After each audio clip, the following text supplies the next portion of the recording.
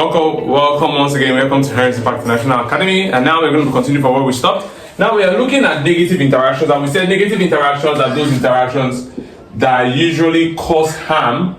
Cause harm to one of the members of that association. So that's a negative competition, and it's very important for you to note that a negative competition is usually very important in regulating population size. It's usually important in regulating population size. How? Because in this interaction, some organisms may die, some organisms will suffer loss, which eventually will lead to the detriment or death of that organism. And in so doing, we are reducing population size, which is a major factor or a major concern when it comes to biology in general. Why? Because the resources or the carrying capacity, the resources to keep the present population in check or to enable the survival of the present population is never sufficient. That's why we say that resources are always scarce. So for the fact that resources are always going to be scarce, that simply means that what? That we will want to keep a check on population growth. And negative interaction helps with that because it will lead to death of some of the population. So that's it. Very good. So this negative interaction, we made mention of the fact that they are of different types. So we're going to be exploring three major negative interactions. And what are these three major interactions? We are going to be looking at competition. We are going to be looking at competition. We are going to be looking at predation. Then we are also going to be looking at parasitism. So these are the three major negative interactions that we have. So let's start from there. In competition is one in which the organisms are struggling for what? They are struggling for limited resources. Organisms struggle for limited resources. So competition usually happens as a result of the fact that resources are never sufficient, they are limited. You understand that now? So for the fact that they are limited, therefore we need to compete for those resources. So that's what is happening in competition. Good. So we remember that we're looking at it from the microscopic level. So we are going to bring out three major types of competition. We know that competition normally are of two types. In our previous lecture in biology 001, we looked at those two types, interspecific and intraspecific, but that's not what we are going into now. So this microbial competition, we can classify them in three major forms. 1, 2, and 3. We are going to look at the biofilm competition.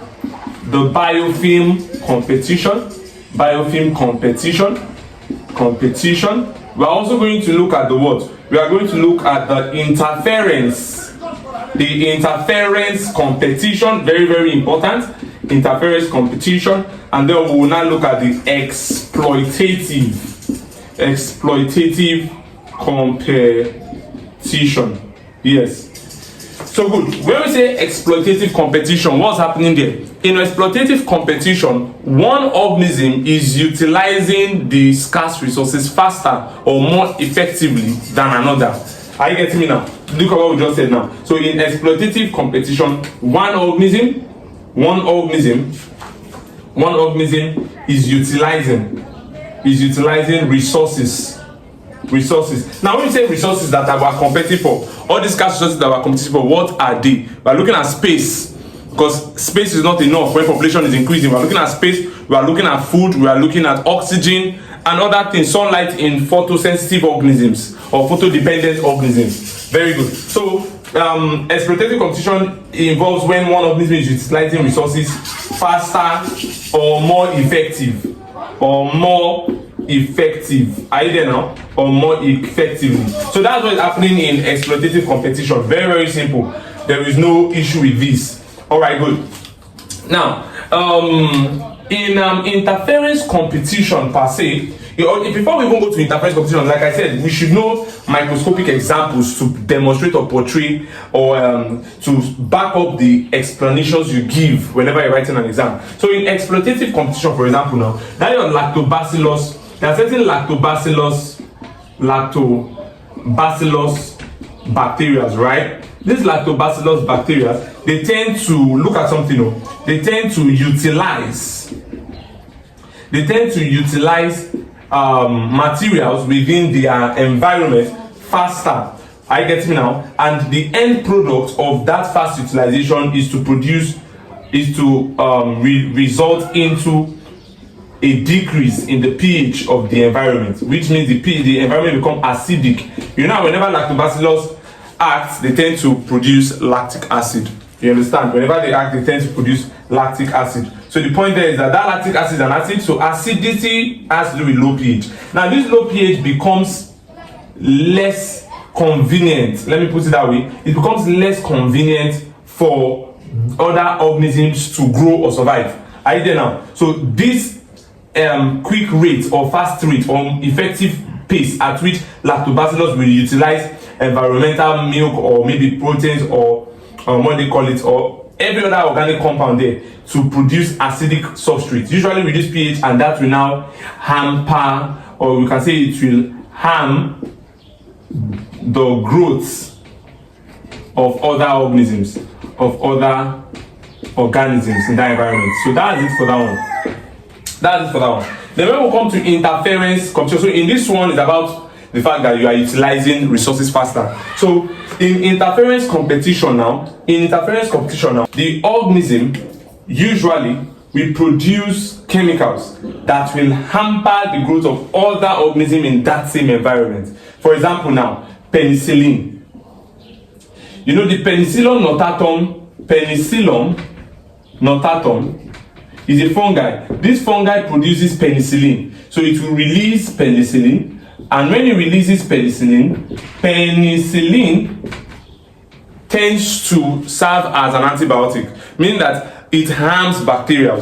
So that extra or hyper release of penicillin will lead to the decrease in bacteria population. Are we there now? So you can see it's about competition, and then they dominate that space. So that's happening in competition. This same thing can also happen in amensalism, whenever the fungi just releases the penicillin without any intention of actually killing the bacteria directly.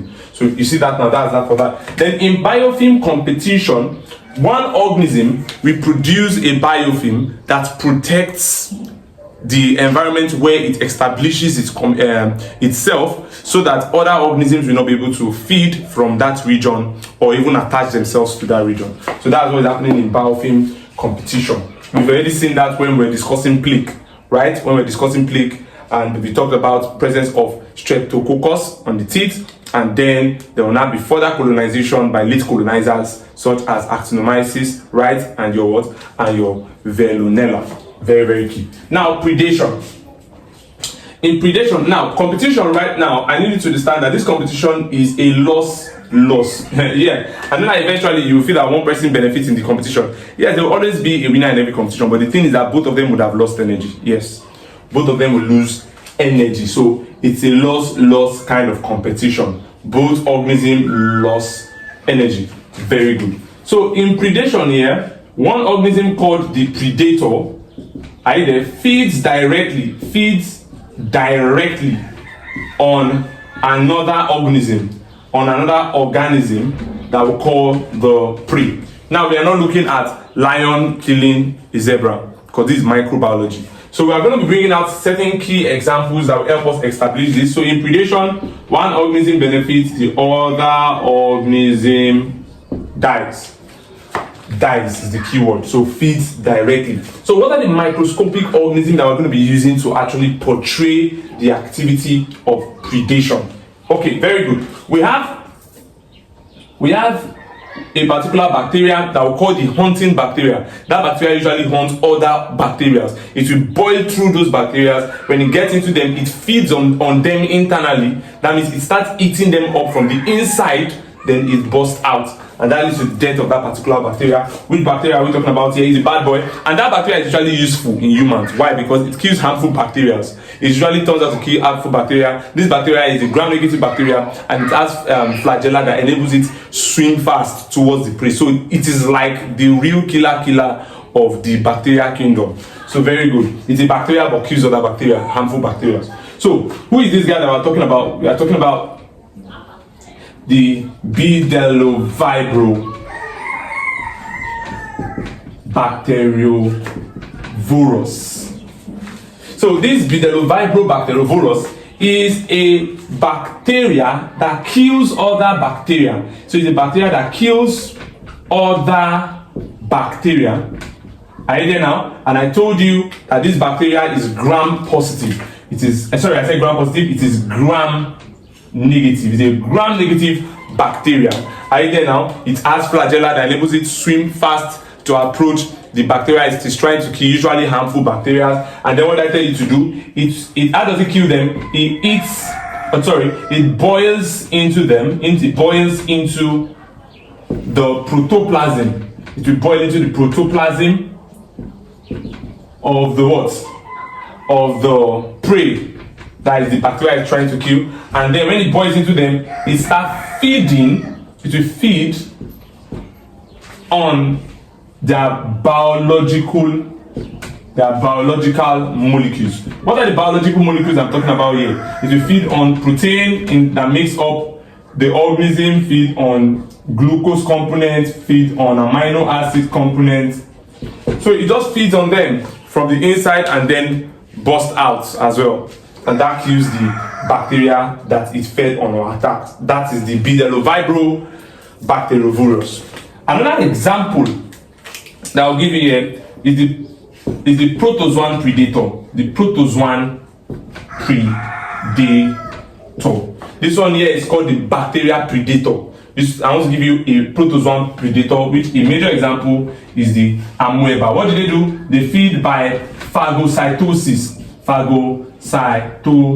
So whenever there are bacteria around it, it will move around it, form force feeds. Are you getting me now? Then develop a food vacuum that it uses to absorb the organism, and then that bacteria dies. That's predation. You can see that microorganisms in their kingdom, they actually still have people that kill direct. This one is not even about parasitism. Kill direct. They feed direct. So that's down for that one. Then another good example again of this category of people is one bacteria that they used to call the wolf pack bacteria. Wolf pack bacteria. These bacteria usually they move in swarm, like just the way you know wolf moves in pack. They don't move alone. Many bacteria, many of themselves will come together and form something that looks like a single bacteria, like a swarm, and they will be moving towards the bacteria who they want to kill. You understand? So they are killers. These people are killers. Are we together here? So most of those bacteria, they are under the family of your Mycobacteriaceae. Mycobacteriaceae. Are you there now? So the major example of the Mycobacteriaceae that usually exhibits these characteristics of predation is your what? Is your Mycococcus, your Mycococcus xanthus. Very, very key. So we have the Mycococcus xanthus. So these Mycococcus xanthus, they will come together, form a swarm, and move towards the prey that, or the bacteria who is going to be the prey now that they want to kill. They will release chemicals. They will release chemicals. Are you there now? Harmful chemicals, harmful exudates that will harm the bacteria who they want to kill. That exudate or that chemical will usually paralyze the prey so that they can be able to approach it and kill it. Very, very simple. These guys are predators. So 3 predators I gave you here in the microbial kingdom. We looked at the Bedelovibrio bacteriovirus. We looked at the protozoan predator, who we looked at as amoeba. We have different species of amoeba there. We have the entamoebic histolytica. You also have your amoebic proteus and all. Then we looked at the Mycobacteriaceae, where our Mycococcus xanthus falls into. Very, very good. So that's that for predation. Then we now have parasitism, right? So in parasitism, what's happening? In parasitism, one organism called the parasite will live at the expense of another organism called the host.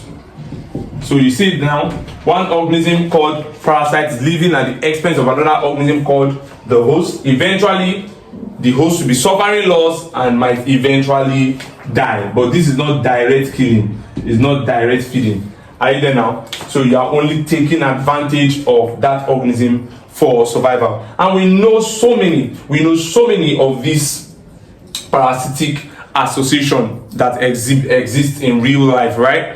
Very good. We know so many of them. We know the Mycobacterium tuberculosis that affects human cell and causes harm. Now this, for example, now this Bdellovibrio bacteriovirus, it does not affect eukaryotic cells. That's why it is harmless to humans. You see that now? So that's why we say that it is a useful bacteria. In fact, they are about to start using it in therapy to kill certain kind of gram-negative stubborn bacteria or resistant bacteria.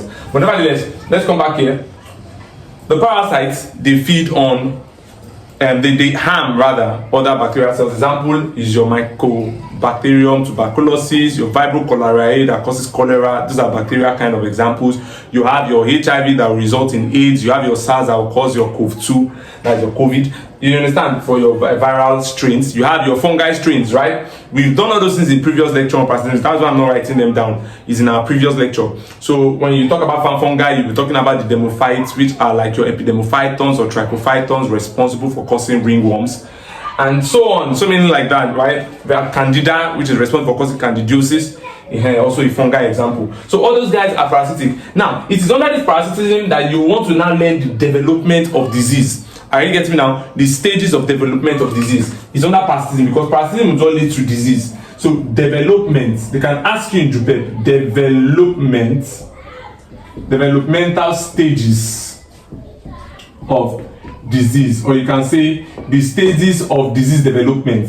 The stages, they can ask you, state the stages of disease development. Once you see a question like this, you have to make sure that you put in mind that you won't start mentioning the step-by-step method protocols, or the step-by-step means in which a parasite usually cause harm to a host cell. That is what you want to look at there. So the first thing that you want to remember there is that there must be entry first. Entry. Before a parasite, especially when we're talking about an endoparasite that has to enter into, before a parasite can usually develop and cause a host to develop a disease, it has to find a way to enter, right? And there are three major means to enter. First means here is via inhalation, when you breathe them in, right? When you breathe them in, inhalation.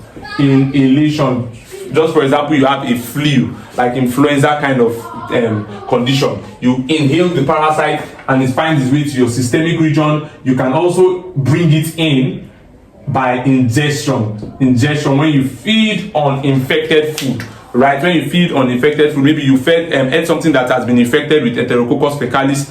That thing can actually, the eggs or the parasite can actually develop later on and spread on and later start causing the diseases that they are programmed to cause. We'll look at how that happens. Another means again is through wound or cuts. Through wounds.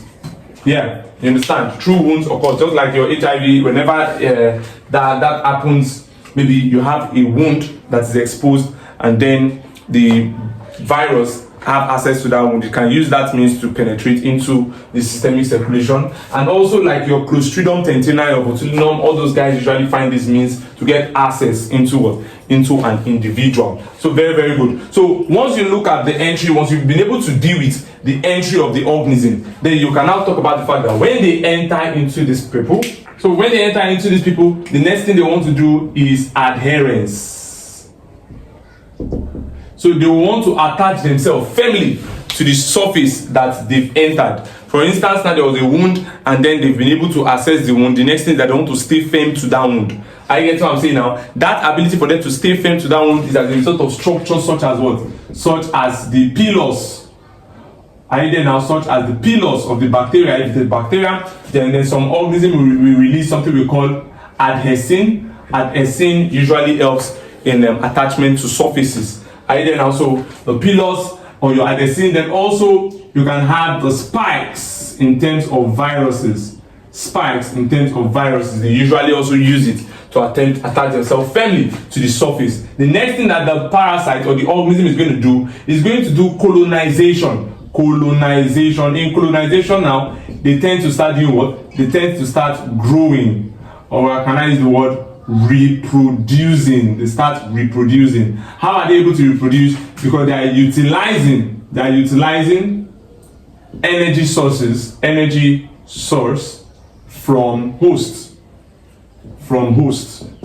Are you seeing that now? So once they've done the entry and they've done the adherence, the next thing that they will do is to colonize. And the colonization there is talking about the ability to do what? To grow. They want to grow and then utilize energy sources from the host to do so. The next thing now that will now happen after this year is that there will be invasion. In fact, it is very much important for you to understand that this is talking about tissue invasion. So from that surface where they were, after they've reproduced and get plenty in that place, the next thing they will do is that they will want to infest tissues. Are you there now? They want to infest tissues. That means they want to invade, enter, penetrate into tissues. Penetrate into tissues, and sometimes want to find their way into bloodstream. If it's to be cancerous or cancer kind of what they call it, cancer kind of situation, we'll be referring to it as like the ability to want to metastasize. They want to penetrate blood vessels and then spread out. So in invasion now, they're infesting tissues so that they can do what? So that they can spread. They will infest tissue and do what?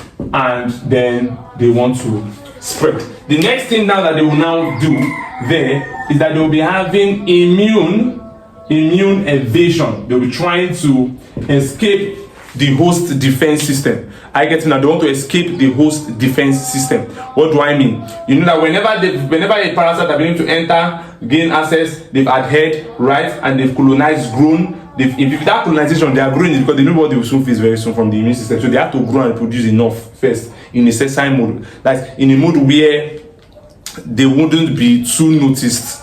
Either now, so after that period, then they will start invading. They will start invading, entering into tissues. I get it now, spreading out, and as they are spreading out, they will now want to dodge the immune system of the host. Some of them is via resistance that they develop. They will develop. Some of them is via developing resistance. While some of them is due to the presence of what? Of protective layers. Protective layers. Some of them have protective layers. Are you there now? Some of them have protective layers. Very, very good. So that's that for that. Why some release chemicals? There are some of them that release chemicals that actually kill the individual immune system. So after that, once they've been able to compromise the immune system, that they've been able to evade the immune system of the host, the next thing is what? Toxicity. Toxicity. This is when you see that person now is in an this is when you see that person has developed the disease, is in a disease state. I'm not in disease state, I'm not talking about dead though. So that's what I'm saying. So toxicity now, harm now is the case of such a person. The person is now subject to harm because now the person needs treatment. Very, very good. So in this case here, we've been able to use from parasitism now show you the developmental stages of disease. And we can see it is the what? Entry, adherence, colonization, invasion, immune evasion, and toxicity. 6 stages of disease development. Very, very good. So with this, we've come to an end of negative interference when you talk interaction rather. Negative interaction when you're talking about microbial ecology. Do well to subscribe to our channel if you've not subscribed yet, and also click on the notification bell so that when we drop more videos like this, you will be notified.